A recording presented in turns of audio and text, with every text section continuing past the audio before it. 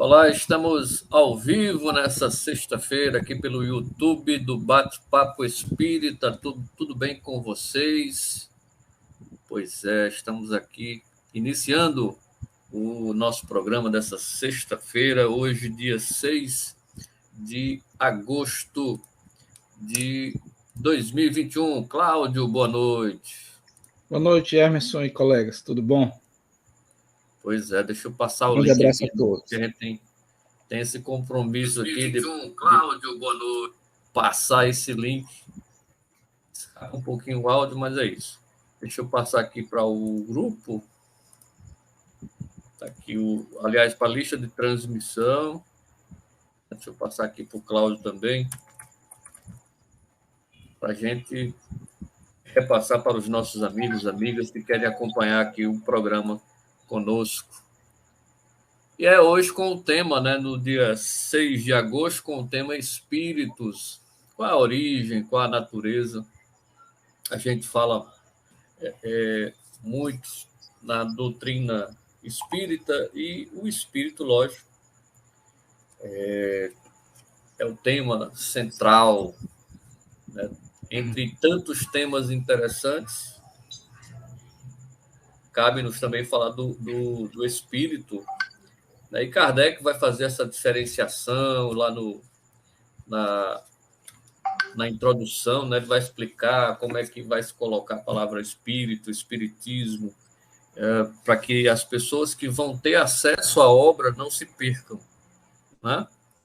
Porque, por exemplo, só para citar um exemplo aqui no início, o que é a alma? Né? A alma é o espírito encarnado. Aí vamos saber o que é o espírito. E é nesse bate-papo aqui com o Cláudio que nós vamos, entre os temas, levar as pessoas que vão nos acompanhar, né? O boa noite aqui já para Jaqueline Amaral, para o Vicente Neto, boa noite. Sejam bem-vindos, já chegando por aqui. Pois é, Cláudio, então a pergunta inicial e a mais natural, né,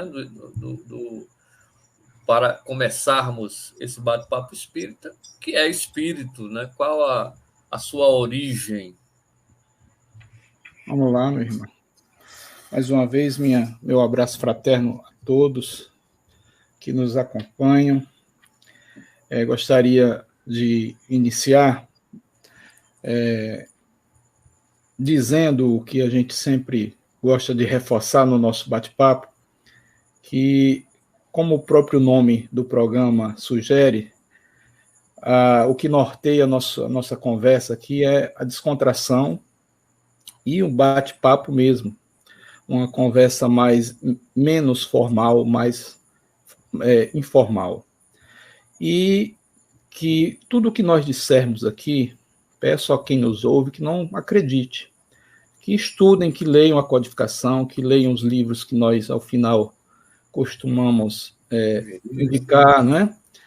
Porque a ciência espírita é uma ciência do conhecimento. Nós temos que nos debruçar e usar aquele dom que Deus deu a todos nós, que é da inteligência e do livre-arbítrio, para dissecar o que é o bem e o que é o mal. Isso a gente faz através do estudo, através da leitura, não é? Então, muito do que nós vamos dizer aqui são opiniões de quem estuda o espiritismo há mais de 20 anos, né? Mas não deixam também de ter um pouco de subjetivismo nosso. Portanto, está aí a codificação, sempre a gente faz referência aos livros de Kardec, a outras fontes bibliográficas, mas fica essa dica sempre de buscarem, né, se não se conformarem com o que a gente diz, não tiver lógica, não fizer sentido, buscar esse sentido através de um estudo mais aprofundado. Esse tema, o espírito, a gente já falou aqui do nascimento, já falou da morte. Isso. Há 1 ou 2 programas atrás a gente tratou do perispírito, né? Então achei pertinente a gente tratar do espírito, né? O espírito desses temas todos é o mais complexo. Por quê? Porque é aquele que a nossa inteligência quase não consegue alcançar. Nós ainda não temos capacidade de compreender muitos dos conceitos e definições relacionadas a esse tema. Inclusive, tanto é assim que o próprio Espírito de Verdade, quando respondia a Kardec, muitas vezes disse para ele se conformar com aquela resposta, porque nós ainda não tínhamos condições de compreender aquela resposta. A gente vai ver isso mais de uma vez aqui, né? Então, a definição de espírito, a gente vai tentar dizer o que ele é.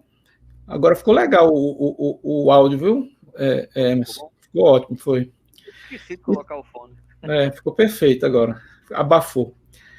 E vamos também bater num ponto interessante, que é o que não é, porque a gente confunde o espírito com muita coisa. Por exemplo, a gente confunde o espírito com o perispírito, né? A gente costuma dizer assim, fulano vê espíritos, fulano é clarividente, viu o espírito tal na casa de fulano, então no centro espírita e tal. Na verdade, ali o que a gente vê, ou visualiza, ou sente a presença, é o perispírito, que ele é que se apresenta visível aos clarividentes. O espírito é aquilo em torno do qual o perispírito está. A gente viu que o conceito de perispírito que é o envoltório do espírito, é o que se apresenta, é o que se materializa, né? O espírito é a centelha inteligente que está, digamos assim, dentro do perispírito. Então, existem duas questões no Livro dos Espíritos que tentam, de forma bem singela, explicar o que é o espírito. Essas questões são a 23 e a 76. A 23 diz assim, Kardec vai direto ao assunto e pergunta, o que é o espírito? Então, o Espírito de Verdade, também de forma rápida e objetiva, explica o princípio inteligente do universo. Na 76, a gente vai fazer um cotejamento das duas. Na questão 76, ele diz, que definição se pode dar dos espíritos? Veja que a pergunta é mais ou menos a mesma, né? Mas em contextos diferentes, dentro de capítulos diferentes do livro. Quando ele pergunta que definição se pode dar dos espíritos, o Espírito de Verdade diz, pode-se dizer que os espíritos são os seres inteligentes da criação, povoam o universo fora o mundo material. Fora do mundo material. Não é? Isso. Então veja que o que há de comum nas duas respostas é a palavra inteligente, princípio inteligente, né? Deus na sua criação, basicamente, nós podemos, de forma resumida, dizer que Deus criou o princípio espiritual, o princípio material e as leis que regem esses princípios. O princípio espiritual origina o que é espírito, né? Aí você vai ter que fazer uma rápida digressão sobre os reinos explicados também no Livro dos Espíritos, desde o reino mineral, passando para o vegetal, o animal e o hominal. Então, esse princípio espiritual cria essas variantes. O princípio material cria tudo que é matéria. Ele se combina, através do fluido cósmico universal, se combina para criar as diversas formas de matéria. E as leis que regem essas combinações seria o que une tudo isso. Então, a gente poderia resumir a criação de Deus sobre esses três aspectos, né? A própria obra de Kardec fala na Trindade Universal. A Trindade Universal seria Deus, a gente viu isso quando estudou o perispírito, Deus, o Espírito e a matéria. É tudo que há, né? Tudo que há. A energia já ficou demonstrado desde 1905, com os experimentos de Einstein, ao elaborar a teoria da relatividade restrita, e 10 anos depois, em 1915, a teoria da relatividade geral, ele chegou à conclusão que a energia é igual a velocidade, a matéria vezes a velocidade da luz ao quadrado. Ou seja, há uma relação de proporcionalidade entre energia e matéria. Traduzindo em miúdos, energia e matéria é a mesma coisa, né? Ou matéria e energia é a mesma coisa. A matéria é a energia condensada e a energia é a matéria diluída, digamos, usando uma expressão mais simples. Então, o corpo, né, individualiza, o nosso corpo físico individualiza o princípio material, e o nosso espírito individualiza o princípio espiritual. Veja, o princípio espiritual, ele é impalpável, ele é imaterial, mas o espírito não é. E é aí que está a questão que choca às vezes. Dizer que o espírito não é... O espírito é matéria? Sim, o espírito também é matéria. Agora, nós vamos ver mais para frente que é uma matéria quintessenciada. É uma matéria de uma sutileza tamanha que os nossos equipamentos humanos sequer conseguem ainda identificá-la. Existe matéria em diversos graus de condensação, né? Desde a matéria mais densa, níveis de sutilidade tão grande que nós não conseguimos compreender ainda. Então, o espírito é a decorrência desse princípio espiritual, criado diretamente por Deus. E Kardec emprega essa palavra para designar exatamente essas individualidades extracorpóreas. Por exemplo, o espírito que habita em mim é uma individualidade infinita, que teve criação em um determinado momento que seguirá infinitamente. Mas ele se individualiza na carne. Né? O Hermeson é diferente do Cláudio. Há uma individualidade. A carne, a matéria, individualiza o princípio espiritual. Para que fique bem claro que todos nós somos iguais e diferentes. Iguais porque, A essência. Feitos da mesma essência, né? Feitos da mesma essência, e diferentes porque guardamos a nossa individualidade, as nossas características, aquilo que nós criamos com a nossa lei de causa e efeito durante milhares de vidas, etc. Não é mesmo? Chama atenção, colegas, para uma ciência, uma forma de explicar a questão dos espíritos que surgiu na Idade Média, e os gregos muito falavam sobre isso, que é o panteísmo. A questão 77 do Livro dos Espíritos, como o panteísmo à época ainda era uma crença muito comum no mundo, né? Kardec fez uma pergunta considerando a possibilidade de nós, espíritos, voltarmos para Deus. O que é o panteísmo? O panteísmo é a doutrina que diz que Deus cria os espíritos passam por toda a corrida evolucional e retornam para Deus. E Deus os guarda como se os abraçasse novamente. Aquilo sai, aquela essência divina, e depois retorna. O panteísmo seria isso. Na 77, Kardec pergunta: os espíritos são seres distintos da divindade ou seriam apenas emanações ou porções da divindade? Veja só, a divindade solta as porções e depois elas retornam. E por isso chamados filhos de Deus. Essa foi a pergunta. O panteísmo está dentro da questão. Ele não usou a expressão panteísmo, mas ele usou o conceito de panteísmo da época. A resposta do espírito, ele se mostrou até um pouco assustado com a pergunta, né? Aí disse, meu Deus, ele se assustou um pouco com a pergunta, mas Kardec não se intimidou, ele sempre fez as perguntas que nós queríamos fazer e queremos fazer. Aí diz assim, são obra sua, os espíritos, exatamente como um homem que faz uma máquina. Essa máquina é obra do homem e não o próprio homem. Sabes que o homem, quando faz alguma coisa bela e útil, chama-lhe sua filha, sua criação.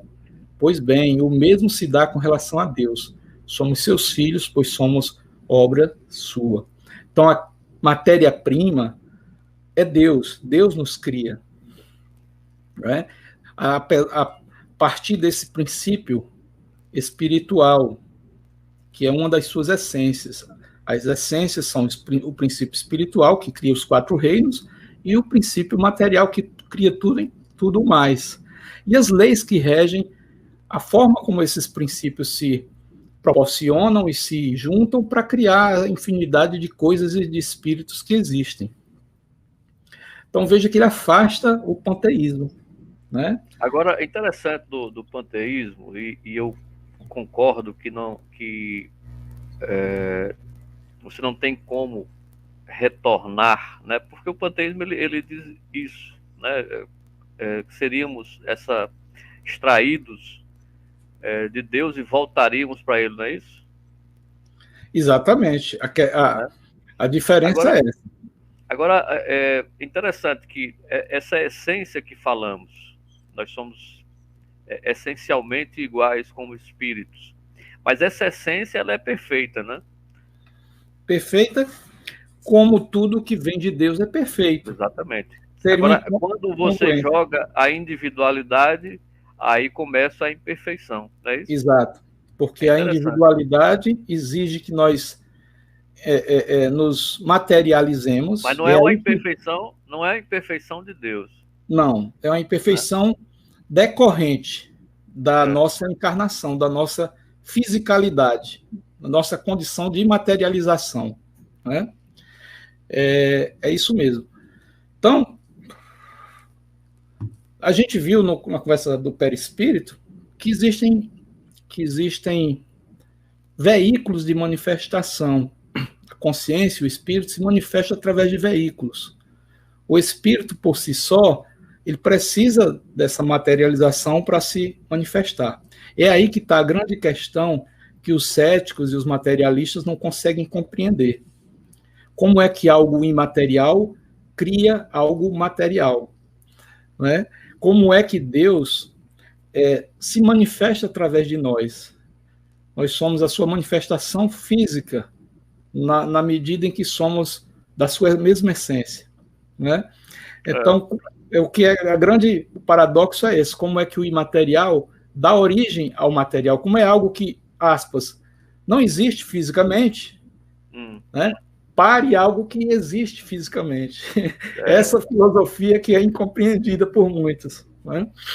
Então, a gente dizia, na conversa do perispírito, sobre os veículos de manifestação. Eu falei do soma, que é o corpo físico, que é o mais embrutecido, mais denso. Depois vem o duplo etérico, essa expressão, algumas filosofias confundem com o perispírito. O duplo etérico é a camada energética que une o perispírito ao físico. O perispírito a gente já viu, que é o envoltório do espírito, é matéria, tem a sua densidade, bem menos denso que o físico, claro, mas muito mais denso que o espírito. Depois dele vem o corpo mental, e essa expressão eu deixei claro aqui que não é trazida no Livro dos Espíritos, nem na codificação de Kardec, mas foi acrescentada, foi trazida, foi mostrada, foi divulgada pelo espírito André Luiz nas suas obras. Sim. Corpo mental, né? Onde reside a razão, onde reside, o espírito residiria ali, e o mental residiria no perispírito, como um todo. O espírito não ocupa de forma direta o perispírito. Existe ainda uma gradação, que é o corpo mental mais sutil do que o perispírito e muito mais denso do que o espírito. Então, o espírito não vem direto no peri. Ele tem um mental soma, que é esse corpo mental da razão, que é bem sutil, que encaixa no perispírito. E depois do mental soma é que vem o espírito propriamente dito, essa centelha que contém o princípio inteligente. O que distingue o espírito das demais formas de vida é o princípio inteligente. Existe até um princípio na doutrina espírita de que toda criação inteligente tem uma causa inteligente. Então, se nós temos o espírito como algo inteligente, esse espírito foi criado por alguém com essa mesma capacidade.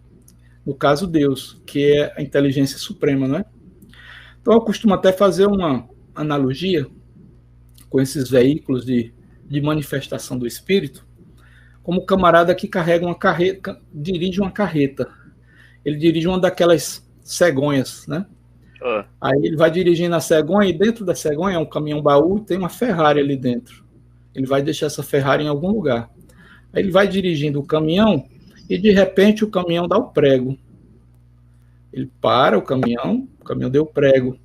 O caminhão é o corpo físico, o prego é a morte. Ele sai do caminhão, faz o quê? Entra na Ferrari e continua. A Ferrari é o perispírito.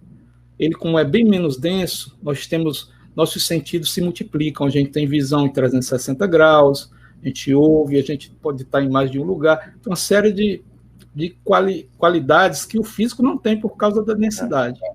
Né? Aí, por uma tragédia do destino, vamos supor que a Ferrari desse um prego ou batesse alguém, ele displicente dirigiu a Ferrari muito rápido e deu prego, quebrou, bateu. Ele desce, quando ele desce, ali é o espírito, é a essência, é o homem. Né? A Ferrari jamais andaria sozinha, porque falta o princípio inteligente que estava no homem. Né? O caminhão da mesma forma. Então, faço essa analogia para eu mesmo poder compreender esses veículos de manifestação da consciência. O espírito é esse elemento inteligente, sem o qual o caminhão e a Ferrari, por melhor que seja, não sairia por aí dirigindo sozinho, né? É boa analogia. E quanto à origem, você me perguntou também quanto à origem, existe também uma questão, a 81, que diz assim, a questão do Livro dos Espíritos. Questão 81. Os espíritos se formam espontaneamente ou procedem uns dos outros? Aí a resposta. Deus os cria. Questão 81. Deus os cria, como a todas as outras criaturas, pela sua vontade. Mas, repito, ainda uma vez, a origem deles é um mistério. Quando você me perguntou o que é, eu tentei extrair o conceito que a doutrina traz com que um pouco que a gente estuda. Mas quando a pergunta é, e a origem? De onde vem? A única coisa que a gente pode dizer é que Deus os cria. Mas como é esse processo de criação, isso ainda é ignorado por nós. Os próprios espíritos dizem, a origem deles é um mistério. Se o próprio espírito comunicante, que era um espírito superior, diz que é um mistério para ele, que dirá para nós, pés de boi, né?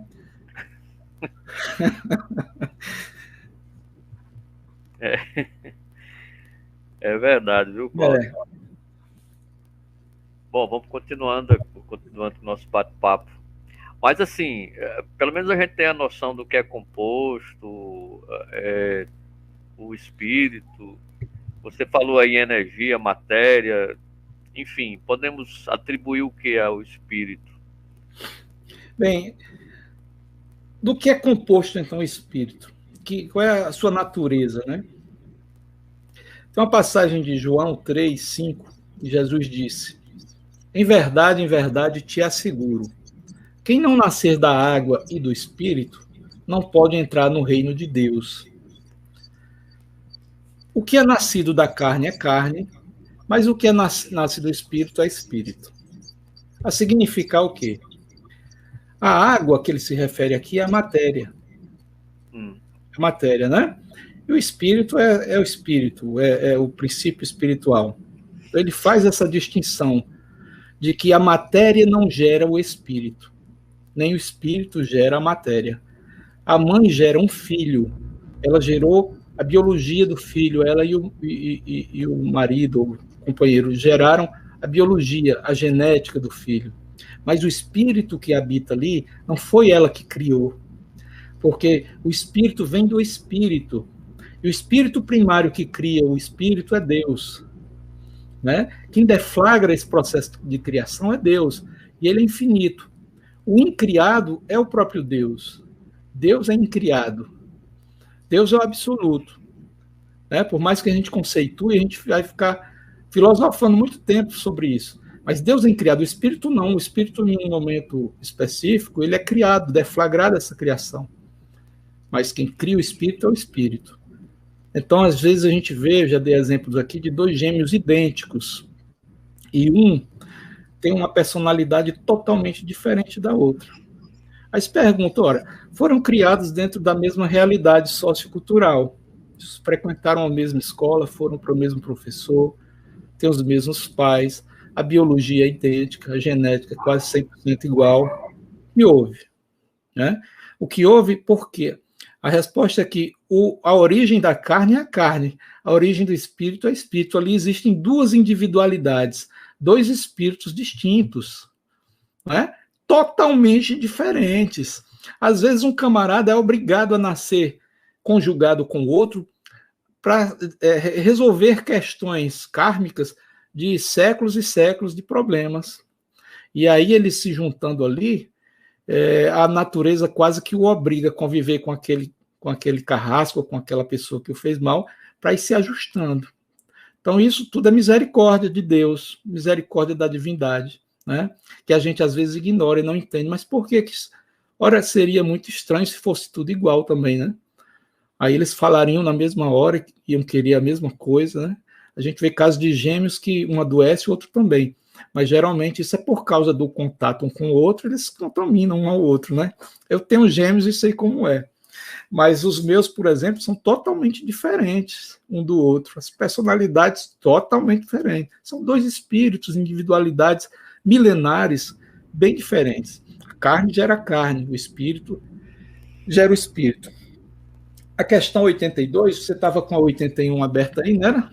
Se quiser, só para a gente esclarecer, quando eu disse lá no começo que o espírito é matéria, que pode chocar algumas pessoas dizer isso, é porque há uma incompreensão da própria doutrina de Kardec. O espírito de verdade deixa bem claro que espírito é matéria, a entidade individualizada, mas o princípio espiritual não. O princípio espiritual é essa, aspas, energia de Deus que cria o espírito, cujo processo criatório nós ignoramos. Diz o 82. É correto dizer-se que os espíritos são imateriais? Olha aí. Ele pergunta, espírito não é de matéria? Olha só. Resposta, como se pode definir uma coisa quando faltam termos de comparação e com a linguagem deficiente? Um cego de nascença pode definir a luz? Ele nos coloca nessa condição de cego. Como é que eu vou definir a luz se eu sou cego de nascença? Não é? Ele diz, imaterial não é o termo. Incorpóreo seria mais exato, pois deves compreender que, sendo uma criação, o espírito há de ser alguma coisa. O nada não gera algo. A criação advém de um criador. Se o criador existe, o que ele cria existe também. É algo existente. Né? Isso é bem filosófico, a gente acaba... Mas é isso. Agora, incorpóreo, sim, o espírito puro, propriamente dito, ele não tem corpo. Ele passa a assumir corpos, aí vem o mental soma, o perispírito, o corpo duplo etérico, que é o energético, e depois o físico, quando ele encarna. Mas ele, quando desencarnado, digamos assim, desvinculado desses veículos, ele é um espírito incorpóreo, mas não imaterial. Ele é matéria, só que é uma matéria que nós não conhecemos ainda. Olha o resto da resposta. Olha o resto da resposta. É a matéria quintessenciada. Ele diz claramente que é matéria. Mas sem analogia para vós. Nós não temos um parâmetro de comparação. Não dá para comparar porque nós não conhecemos. Nós somos o cego de nascença. E tão etérea que não pode ser percebida pelos vossos sentidos. E eu acrescentaria, nem pelos nossos sentidos, nem por nenhum equipamento humano fabricado, construído pela inteligência humana até hoje. Né? Então, dizer que o espírito é imaterial está equivocado. Ele é incorpóreo, o espírito desencarnado. E tem mais. E tem mais. O camarada está vivo em corpo físico, morre. A morte é o descarte do corpo físico. Quando ele descarta o corpo físico, ele não é espírito ainda, porque ele ainda está com 3 corpos. Ele está com 3 corpos. Ele nem é espírito propriamente dito. O espírito está lá, do jeito que estava no físico. Mas ele está ainda com um corpo energético, que ele um pouco fica no corpo físico, e no sepultamento ou na cremação se esvai, um pouco fica no perispírito, que às vezes atrapalha o próprio processo de desencarne. Ele tem que se livrar desse duplo etérico. Isso é um grande problema. E depois tem o corpo perispiritual. Para ele voltar a ser um espírito puro, um espírito que se manifesta pela própria integridade do próprio espírito, ele vai ter que se desvencilhar do perispírito e do corpo mental. E isso só vai acontecer com a evolução do espírito. Quando a gente estuda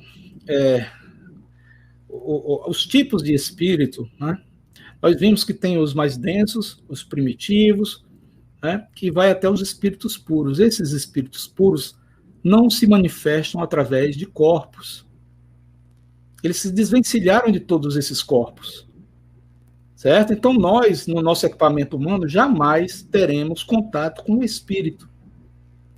Nós só teremos contato com o espírito testa a testa quando formos espíritos. Ou nós teremos contato com o espírito quando ele estiver em corpo perispiritual, que é o que acontece todos os dias nos centros espíritas.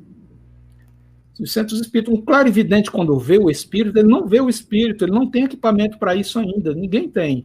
Ele vê o perispírito, inclusive usando a última vestimenta carnal. Aquele espírito já reencarnou milhares de vezes. Ele desencarnou há 200 anos atrás, por exemplo, mas quando aparece, ele insiste em usar a última vestimenta carnal, o último corpo. Ele se apresenta, como o perispírito é maleável, ele se apresenta com aquela característica da última encarnação, não é? Mas ele ainda é um espírito, digamos assim, dentro de um corpo de manifestação. Só com a evolução é que ele se desvencilha do perispírito, se desvencilha do corpo mental, e aí ele fica um espírito puro, desvencilhado de todos os corpos. Espírito puro só conversa, digamos assim, testa a testa com o espírito puro, porque eles têm os equipamentos para se enxergarem uns aos outros. Esses outros vestidos com esses corpos densos não têm. O que a gente vê no centro espírita é o perispírito. Quando há o acoplamento médium, espírito comunicante, acoplamento áurico, isso se dá do perispírito para o perispírito. É um acoplamento de duas auras, de dois corpos energéticos. Não é de espírito. O espírito está ali dentro do jeito que está no médium, o espírito do médium. Não é? Inclusive, a expressão incorporação é equivocada, porque dá a ideia de que o espírito comunicante toma o corpo do médium. E isso não acontece. Dois espíritos não podem habitar o mesmo corpo. Está lá o médium, o espírito do médium sai para o do outro entrar? Não existe. E não podem ficar os dois ao mesmo tempo.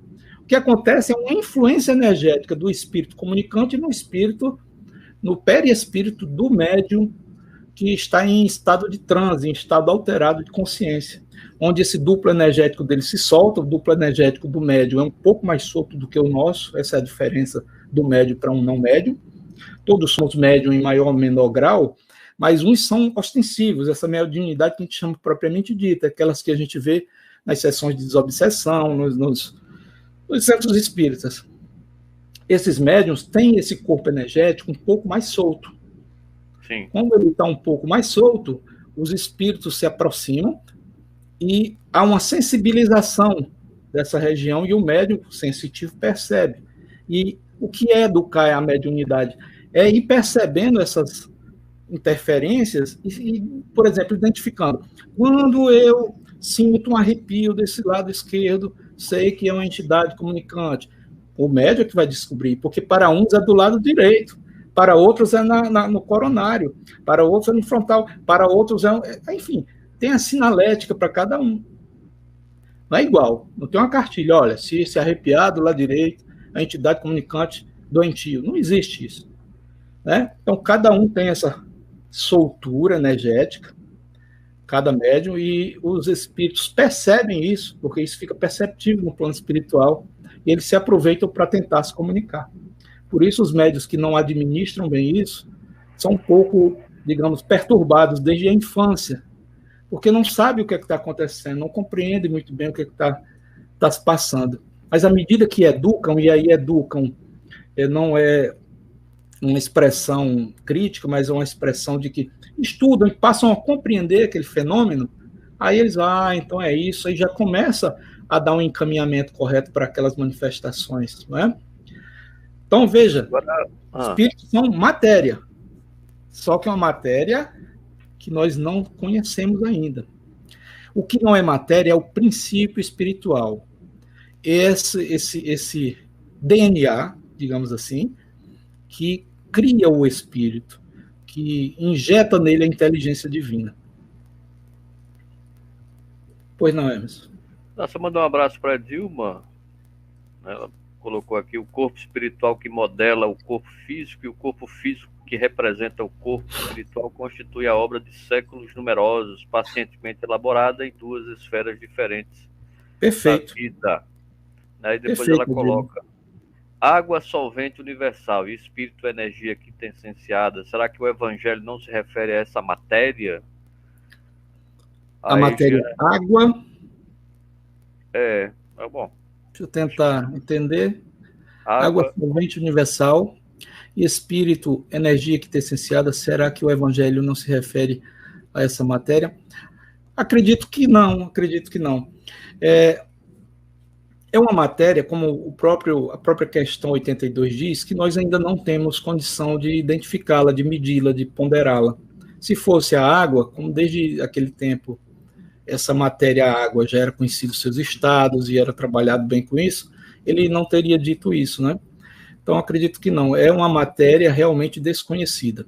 Como desconhecida eram tantas outras. Olha, no século XIX, o termo fluido universal foi criado pelo Espiritismo, por Kardec, em 57, fluido cósmico universal, pelos Espíritos e Kardec. Era uma forma que, naquele século, as energias desconhecidas, a energia universal, era conhecida por essa expressão fluido cósmico. Do jeito que, por exemplo, na Índia antiga, essas energias eram conhecidas como prana.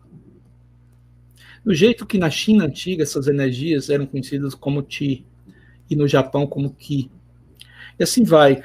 Essa energia sempre obteve uma nomenclatura diferente de acordo com a cultura e o local. Mas é tudo a mesma coisa.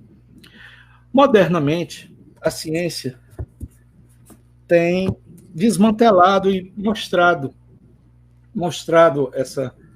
que esse fluido universal, na verdade, é uma matriz energética composta de fótons. E hoje, perfeitamente explicável pela física quântica. Inclusive, Kardec foi genial. Se eu achar essa questão aqui, foi genial quando os espíritos, quando ele perguntou, deixa eu ver aqui. Questão 36, Hermes, abre aí, por favor, você está com o seu livro dos espíritos aberto. Questão 36. É curtinha, lê aí para a gente, por favor. Seu microfone está desligado. Ok, agora. Mandar um abraço para o Arix aqui, pedindo para o pessoal curtir lá a nossa página, né, no YouTube, viu? Você que está assistindo aí, dá uma curtida lá. Bem lembrado, eu nunca lembro de pedir isso. É mesmo. A Arix é quem nos lembra. Pergunta 36. O vácuo absoluto existe em alguma parte no espaço universal? Não, não há vácuo. O que te parece vazio está ocupado por matéria que te escapa aos sentidos e aos instrumentos. Perfeito. Cara, essa é uma das respostas mais geniais que eu vi nesse capítulo. Porque fica bem claro o quanto esse espírito estava falando de uma coisa que nem se sabia ainda. Naquela época, o vácuo era o vazio, era a inexistência de coisas. Né? E só no século XX foi que ficou demonstrado que o vácuo não existe. O vácuo não existe. Os cientistas demonstraram que quando você tira todo o ar, toda a matéria de dentro de um tubo, do que é que seja, dentro desse tubo, desse ambiente, permanecem ainda os fótons. Os fótons são a matéria-prima da física quântica. Inclusive, alguns cientistas colocaram material genético dentro. Eles antes tiraram o ar do tubo, observaram como os fótons se comportavam, estavam todos desordenados. Depois colocaram dentro do tubo um pouco de material DNA humano e observaram como ele se comportava e perceberam que aquela desorganização dos fótons assumia uma organização X. Genial, ou seja, o DNA humano influencia na energia. Depois eles tiraram o DNA e observaram novamente e perceberam que mesmo o DNA não estando mais lá, aquela organização X permanecera. Ou seja, o DNA influencia a luz, a energia, e estabelecida essa energia, mesmo que o DNA se afaste, permanece aquela organização. É aí que a física quântica está provando que existem velocidades superiores à da luz. Nos tubos quânticos que existem na Suíça, se demonstra isso quando se pega um fóton, se parte o fóton em dois, olha que coisa legal, se coloca nesse tubo que tem 22 quilômetros, né? Eu estou esquecido o nome desse aparelho, e um pedaço do fóton vai para um lado, o outro para o outro. Ora, foram extraídos do mesmo pedaço de fóton, vai para um lado e para o outro. E os cientistas observam o comportamento dos dois nesse percurso e percebem que o comportamento é absolutamente igual. Ou seja, um fóton está influenciando no outro, mesmo não estando grudados a ele. É o que a física quântica chama de não localidade. Ou seja, mesmo não estando perto, grudado, tendo uma influência direta, eu posso influenciar o outro. É aí que vem os fenômenos de telepatia serem explicados, fenômenos de bilocação serem explicados. É aí que a ciência começa a desvendar a espiritualidade. É aí que a ciência começa a mostrar para a gente as respostas que os espíritos não puderam dar naquele tempo, porque nós não tínhamos ainda capacidade de entender. Então, o século... do LHC, né? Exatamente. É o grande, em português, o grande colisor de átomos. Colisor de átomos, exatamente. Perfeito. Então, o século XX foi o século das grandes descobertas. Descobriu em 51, salvo engano, Watson e Crick, o DNA, né?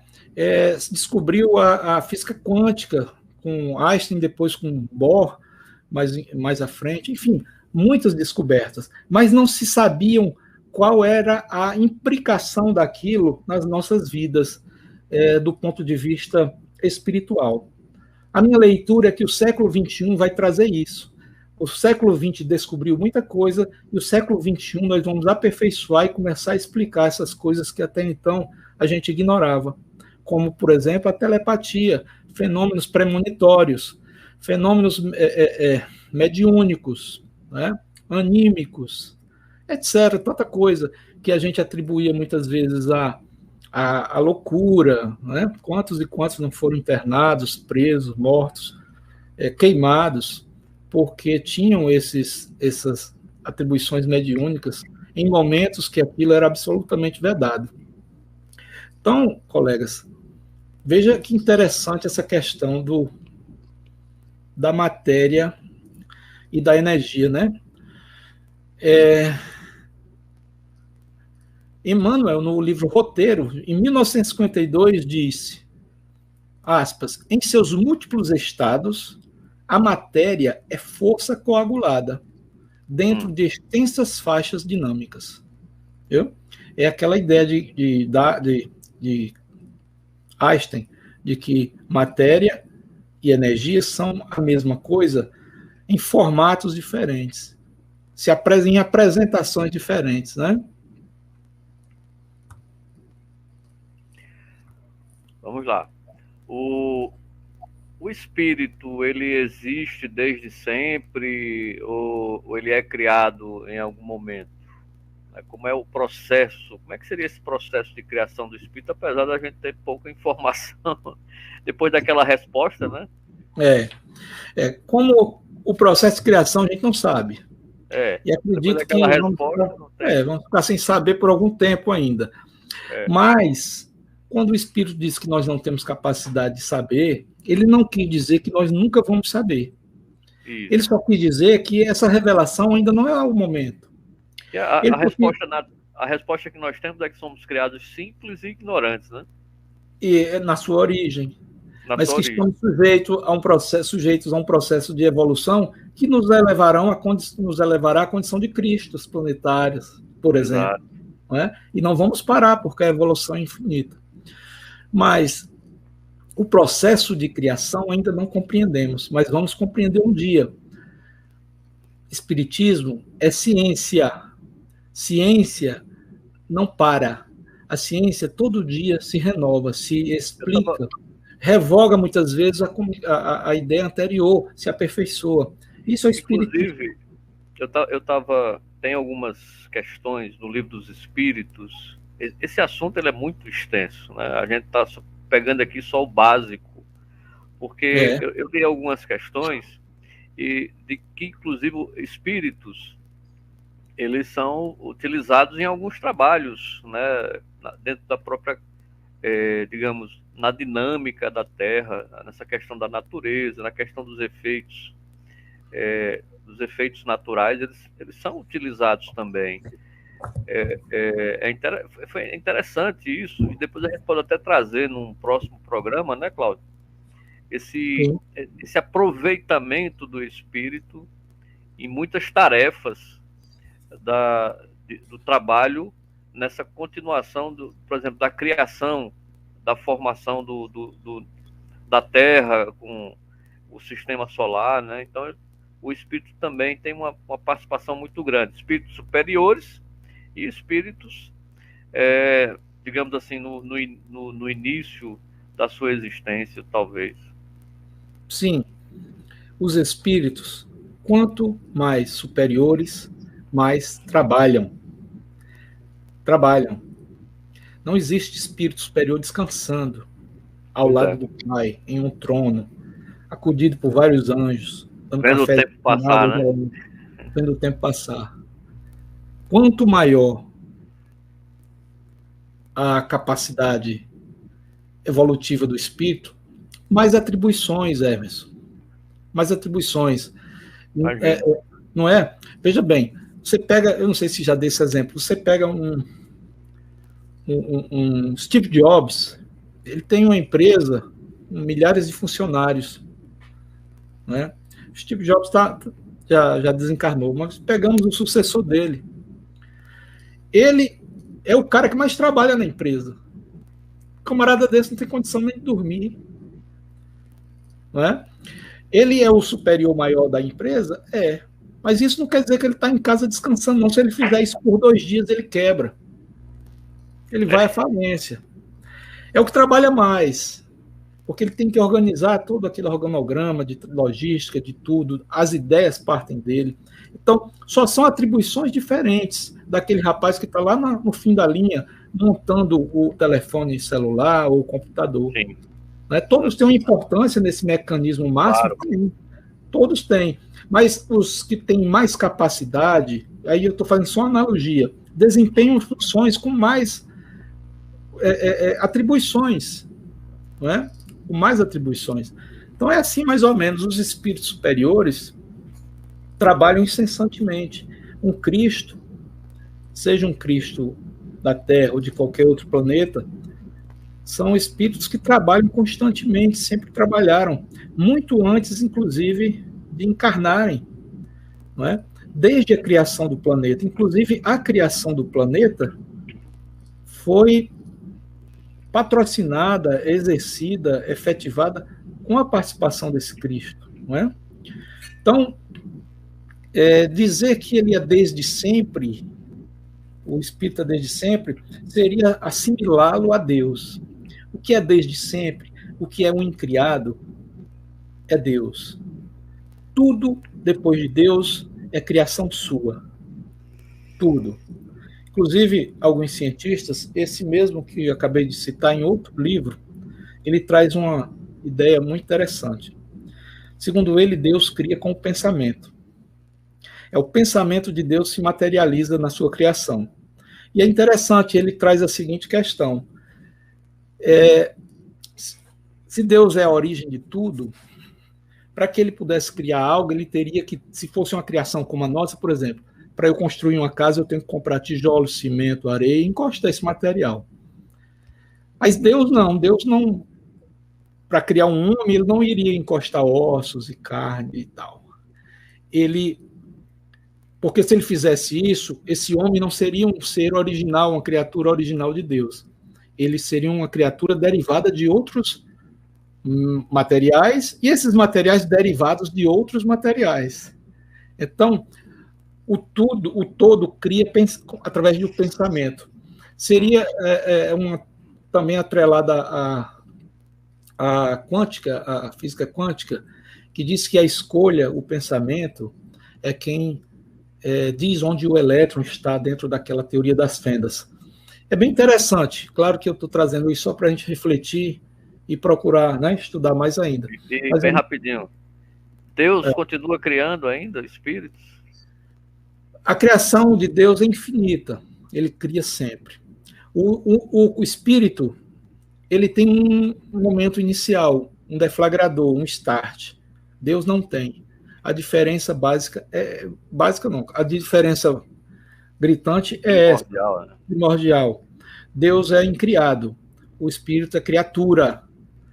Toda criatura, de um momento, ele passa a existir, seja através do pensar de Deus, seja através de Deus montando os seus espíritos, seja lá como for. Que esse processo nós desconhecemos, que é o processo de criação do espírito, você me perguntou. Isso é desconhecido ainda. Mas o homem está farejando, o homem está descobrindo, né? Está, aos poucos, mostrando alguma coisa.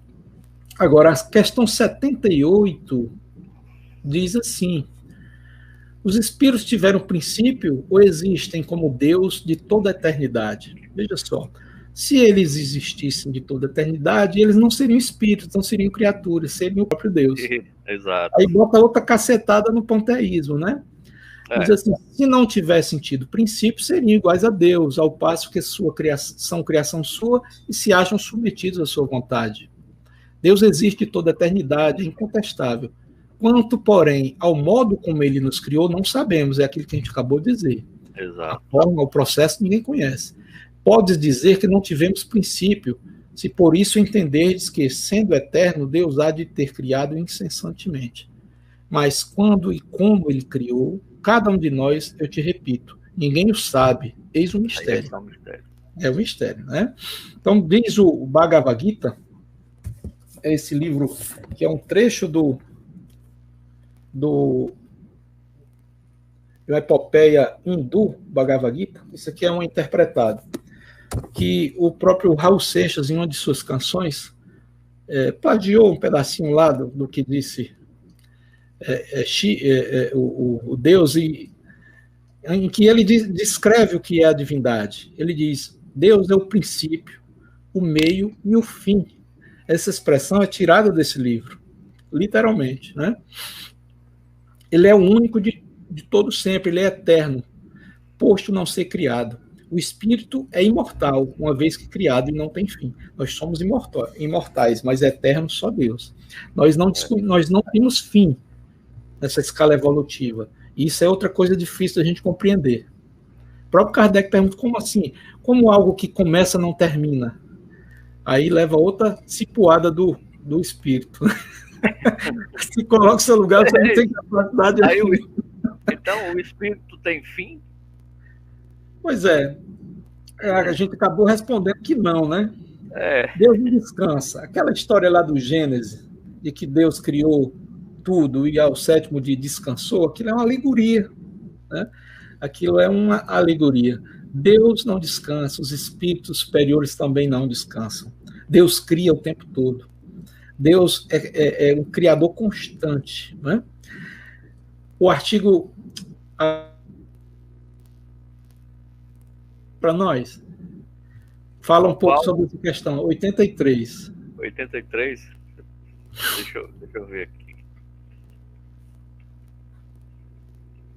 83. Exatamente, o Vicente lembrou o nome do equipamento, o acelerador de partículas. Isso. Os espíritos... Quanto maior o grau de evolução, mais responsabilidade, isso mesmo. Foi a Giane, né? Estou colocando aqui. E a Sandra diz que somos co-criadores. Exatamente, é essa a ideia que a física quântica está tentando esclarecer, como nós co-criamos. A nossa criação, Nós criamos, mas, claro, numa proporção bem menor, né? Isso. Bem menor. Deus faz essa criação no todo, inclusive com o que nós criamos. Achou aí, Emerson, 83? Sim. Vai Pois lá. é, os espíritos têm fim, compreende-se que seja eterno o princípio, de onde eles emanam, mas o que perguntamos é se suas individualidades têm um termo, e se em dado momento mais ou menos longo, o elemento de que são formados não se dissemina e volta à massa de onde saiu, como sucede com os corpos materiais. É difícil de conceber-se que uma coisa que teve começo possa não ter fim. Viu aí? Ele mesmo entendeu. Como algo que começou não termina? Responde aí. Aí a resposta dos espíritos, né? A resposta. Há muitas coisas que não compreendeis, porque tendes limitada a inteligência. Isso, porém, não é razão para que as repilais. O filho não compreende tudo o que a seu pai é compreensível, nem o ignorante tudo o que o sábio apreende. Dizemos que a existência dos espíritos não tem fim. É tudo o que podemos por agora dizer. Pronto. Isso tudo, né? Isso é tudo. Isso é tudo aí. Não precisa dizer mais nada. Fique na sua aí, Fique acabou. Na sua, tenha calma. Um dia você vai entender. Talvez daqui uns 2 séculos ou 3 você tenha isso mais claro. Ainda não, né? Pois é. Mas tá aí, assunto maravilhoso. Tem mais algo mais? Eu acho que com isso aí a gente finaliza, né? Com essa resposta dos espíritos superiores, né? Está no item 83 do Livro dos Espíritos. Eu sugiro a leitura, colegas, das questões, deixa eu ver aqui, as questões 76 até 92 do Livro dos Espíritos. Trata do que a gente viu hoje, assim, grosso modo, né? São os pilares que a gente conversou hoje aqui. E a Sandra provoca a gente aqui, né? Será que tem a mesma quantidade de espíritos desde o princípio? Boa pergunta. A resposta a gente já deu. Se Deus continua criando... Se continua, não tem, né? Não tem a mesma quantidade. Eu acho que isso aí é outro mistério. Tem muita conversa, muita elucubração em torno da quantidade de espíritos desencarnados que existem. Uns falam em 20 bilhões, outros falam em 60, 70. Enfim, eu acho que é um conhecimento que a gente não tem por algum motivo, né? Por algum motivo. E eu acho até inócuo ficar buscando saber quantos bilhões tem. E se a gente acredita, os cientistas acreditam que o universo continua em expansão, então você tem que criar para poder povoar, digamos assim, né? Para preencher os milhares, bilhares de mundos habitados, né? Não tem. Mas é isso. Cláudio, muito obrigado. Mais um bate-papo espírita. Se Deus quiser, estaremos de volta na próxima sexta-feira. Espero que o pessoal tenha gostado aí da nossa conversa, né? Legal. Agradeço aí a participação de todos. Gente boa aí, muita gente. Hoje eu estou acompanhando aqui do meu celular também. Antes eu não fazia isso. Um abraço para todo mundo, a Giane, o Nedilma, Marileide, Arilda, Jaqueline, Vicente, enfim, Reginaldo, todo mundo. Um abraço fraterno a todos. Tem algum livro aí para mostrar hoje? Não, eu não vi aqui, nem seu Barreto. Mas de toda forma eu vou deixar gravado aqui o meu feliz aniversário, seu Cleóber, amanhã. Eu estava prontinho para cantar os parabéns aqui, mas hoje ele não está assistindo. Fica nosso abraço fraterno e muitos anos de vida para ele. Maravilha. Os livros que eu indico hoje são os do Miranda, Hermínio Miranda, Reencarnação e Imortalidade. Certo. Tem outro dele aqui.